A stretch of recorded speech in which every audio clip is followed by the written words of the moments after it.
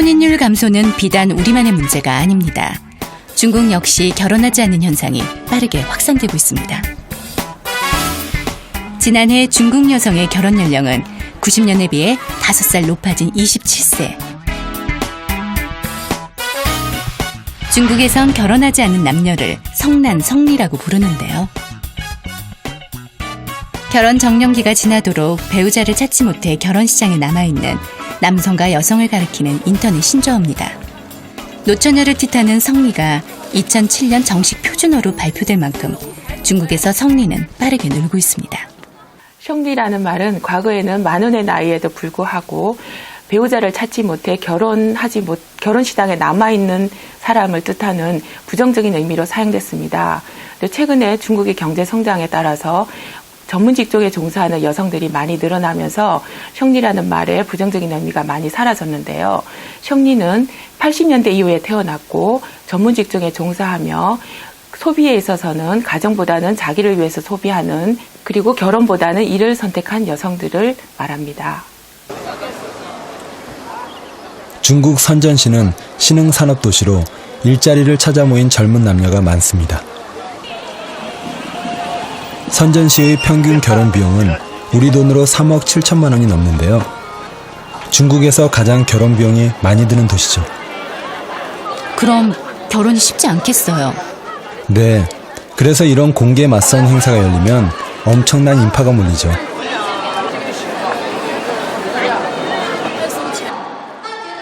중국의 18세 이상 미혼 인구는 약 2억 4,900만 명으로 전체 인구의 약 18.6%를 차지하는데요. 그런데 유독 남자들만 많이 보여요. 现在我采揽嘛，我是就是主要是在这个精神方面嘛，就是说让自己更有信心一些，然后就是在外表形象比较注意一点啊，然后就是来吧，就是随缘吧，只要有缘分，我会努力去把握的。 결혼 연령대인 20대에서 40대의 남녀 성비 불균형 때문이죠. 특히 30대 미혼 남자 수는 동년배의 미혼 여자보다 2배 이상 많아 신부감 찾기가 쉽지 않습니다.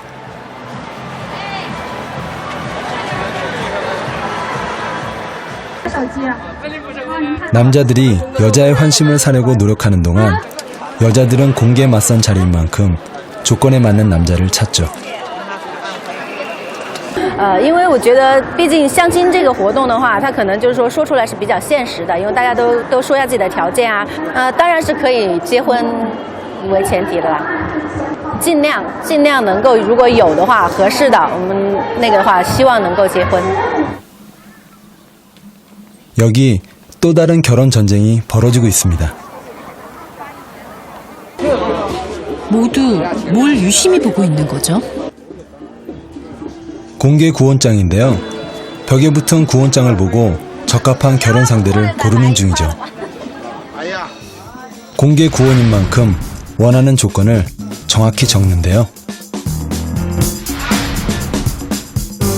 공기업에 다니는 30대 여성이 퇴직연금과 북경의 집을 소유한 남자를 찾고 있네요. 应该都是想替子女找一个比较稳定的生活吧，应该都是这个样子的。可怜天下父母心切，中国这些父母都是比较对子女都非常好。 공개 구원장의 주인공은 주로 1980년대 이후 태어난 바링허우입니다. 바링허우는 중국 정부의 산하 제한 정책 때문에 대부분 외동딸 외아들로 태어나 집에서 소황제 소공주로 떠받들여지며 자랐습니다.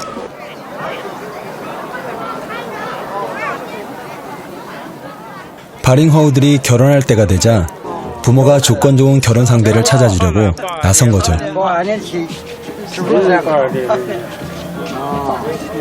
我们姑娘有，你们儿子有多大？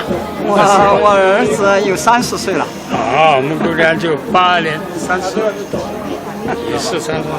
那么我们留电话吧。好，好的。好，留电话。有点好，常联系。一会儿好，一会儿再见。经常联系。好，经常联系。好。哎呀，这个女儿平常也不想谈恋爱的，就不想结婚嘛，老人急了嘛，就过来帮她找一下，看看不合适。怎么样？今天他那个他们男方的条件怎么样？看着他们男方的条件也很好的，我也挺喜欢的，但是呢，就看看怎么办了。 중국인도 결혼할 때 집은 보통 남자 쪽에서, 살림은 여자 쪽에서 마련합니다. 여기에 자가용도 필수 혼수품인데요. 남자 몫이죠. 但是我觉得现在的女孩子嘛，要求太高了，肯定操心了嘛。一是房子，然后还有钱，还有车子，但是这些我们都达不到。那小孩不是他自己有压力啊，给他介绍了，有的时候他是喜欢了，就是因为这些条件他就不喜欢了。 조건이 맞지 않거나 경제적으로 준비되지 않으면 결혼을 꿈꿀 수 없는 걸까요? 동갑내기 정용 씨와 설민 씨는 2010년 결혼식을 올렸습니다. 가진 돈은 연애 시절 함께 모은 결혼 자금 1,000만 원이 전부였죠.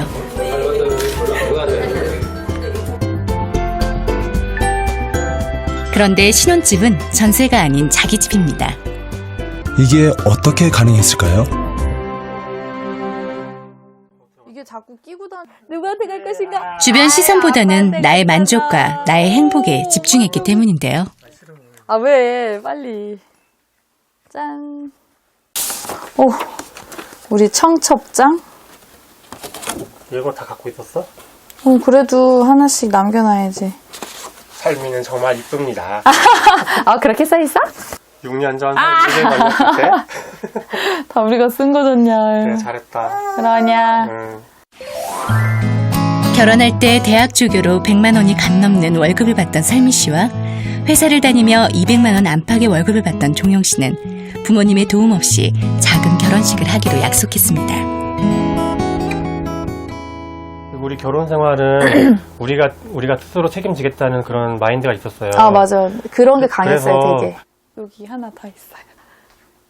가전제품은 쓰던 것들을 그대로 가져와 쓰고 가구는 설미 씨가 직접 만들어 혼수 비용을 아꼈습니다.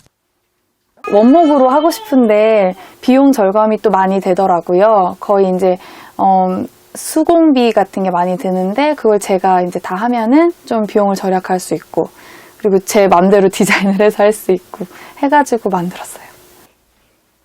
어머니가 새로 사준다던 장롱 대신 어머니의 자개장롱을 물려받아 쓰고 있죠. 엄마한테 업어온 장이에요. 저희 애기 아빠가 이걸 너무 마음에 들어 하는 거예요. 그래가지고 모르겠어요. 저를 배려한 건지 뭔지는 모르겠는데 이제 신랑이 우리 집에 대해서 뭔가 좀 더 친근하게 느끼는구나 이런 게 약간 상징적으로 이렇게 보여져요. 그래서 그냥 마음이 좋아요. 네. 이거는 보물이라 여기 숨겨놨어요. 짜자자자잔. 여기 금반지. 금반지를 하나씩 나눠 낀 게 예물의 전부. 예단은 주고받지 않았습니다. 결혼식은 무료 식장에서 신부 화장과 결혼 사진은 친구의 도움을 받았습니다. 대신 부부는 7천만 원을 대출받아 1억 원이 넘지 않는 아파트를 샀습니다. 남들 전세 비용보다 적은 돈으로 집도 사고 결혼식도 올린 거죠.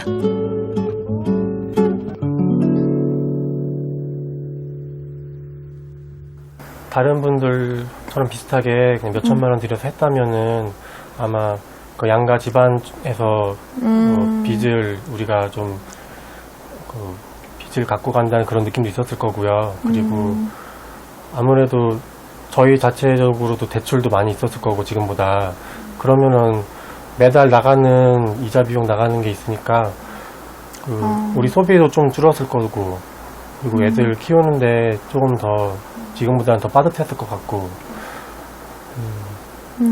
그럼 좀 덜 났으려나 애들을? 그랬을 수도 있을 것 같아. 그 사이 5살, 4살, 2살 배기 세 아이가 태어났습니다. 경제적인 조건이 갖춰질 때까지 결혼과 출산을 미루거나 엄두도 내지 못하는 세대에 비해 부부는 더 일찍 많은 걸 이뤘죠. 결혼과 출산, 육아에 대한 생각이 같은 부부는 돈을 많이 들일수록 행복 지수가 올라가는 건 아니라는 생각도 닮았습니다.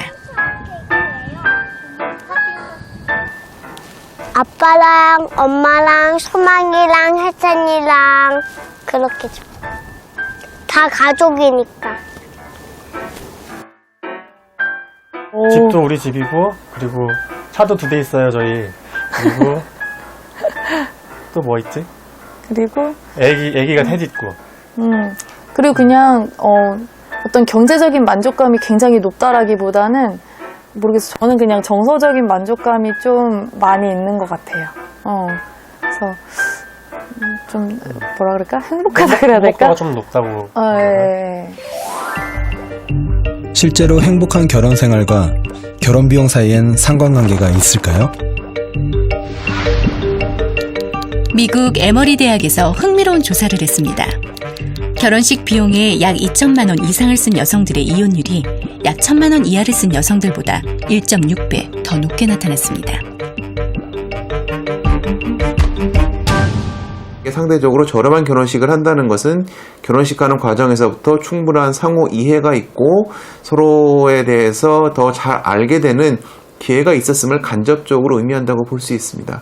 그렇기 때문에 경제적인 어려움이 있는 것처럼 보이지만 또 한편으로는 그만큼 부부 사이에 더 많은 대화와 상호 이해를 통한 결혼이 이루어졌다고도 볼 수 있기 때문에 이러한 경우가 더 행복한 결혼, 더 오래 지속되는 결혼으로 이어지는 연구 결과가 충분히 가능한 이론이라고 볼 수 있습니다. 결혼식은 두 사람이 부부가 됨을 선언하는 일생일대의 의식입니다. 하지만 예식장에선 보통 30분 만에 부부가 되죠. 신혼부부를 찍어내는 공장 같다는 생각도 드는데요. 예비 부부들이 작은 결혼식으로 눈을 돌리는 이유도 여기에 있습니다. 성대한 결혼식을 올리는 게 일반적이었던 연예인 사이에서도 소박하고 의미 있는 결혼식이 유행처럼 번지고 있습니다. 푸르른 밀밭 사이로 신랑과 신부가 입장합니다. 원빈 이나영 부부의 결혼식 사진인데요. 신랑의 고향인 강원도 정선의 들판에서 올린 결혼식. 소박하기 그지없지만 그래서 더 아름답네요. 지난 2013년에 결혼한 가수 조정치와 정인 부부는 혼인신고를 한 후 지리산 정상을 등반하는 걸로 결혼식을 대신했죠. 가수 이효리와 이상순 부부도 같은 해에 결혼했는데요. 유행을 선도하며 누구보다 화려했던 그녀가 친척과 친한 친구들만 제주도 집에 초대해 소박한 결혼식을 올려 또 한 번 화제가 됐죠.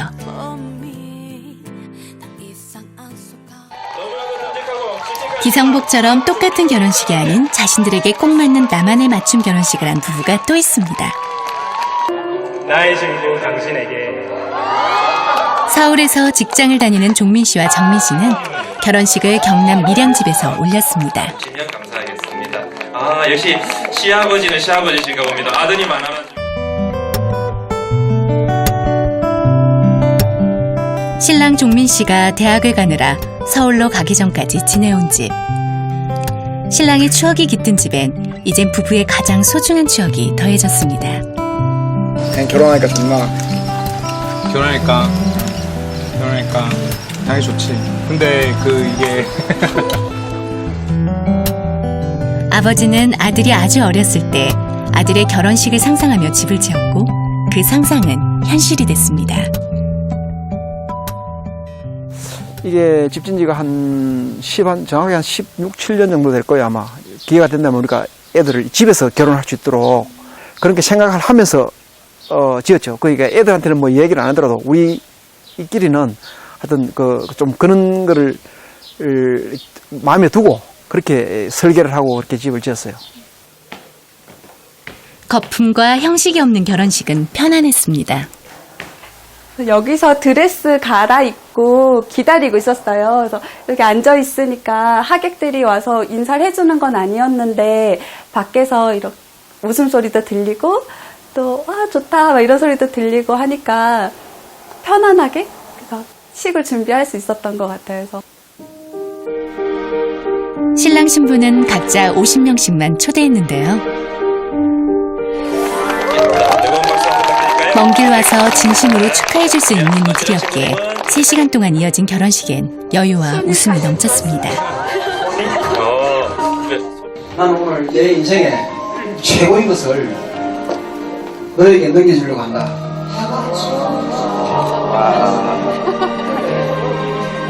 어느 결혼식을 가든 가장 먼저 거쳐야 하는 축의금 접수 때도 없었죠. 그 아버지께서도 이야기를 해주셨고 또 저희가 생각할 때도 축의금이라는 건 사실은 돈이잖아요. 돈을 써야 되는 거고 쓰면 또 다 없어지는 건데 사실은 축하라고 하는 게 그렇게 없어지는 건 아니었으면 좋겠다라는 마음이 있었어요. 축의금 대신 결혼식에 오는 손님들에게 손편지를 받았습니다. 가끔 말싸움이라도 하려고 하면 편지들을 꺼내보며 그날의 다짐을 되새긴다고 하네요. 수고스러운 거잖아요. 사실 그냥 축의금 액수 그냥 넣어서 주면 편할 것을 저희 생각하면서 한 글자 한 글자 써주셨던 그 마음에 참 감사하고 또 더불어 저희가 그 마음에 이렇게 보답하는 혹은 실망시키지 않게 좀 더 열심히 잘 살아야 되겠다라는 책임감도 같이 생기는 것 같아요. 장소라든지 어떤 규모라든지 사실 그런 건 크게 중요하지 않을 것 같아요. 왜냐하면 그건 어떤 가족이냐, 어떤 그 당사자가 어떤 생각을 하냐가 중요한 것 같아요. 근데 더 중요한 건 우리가 이 결혼식에 우리의 결혼에 어떤 의미를 담을 것이냐, 어떤 원칙을 가지고 우리가 결혼식을 준비할 것이냐를 정말 진지하게 고민해 볼 수 있는 있었으면 좋겠어요.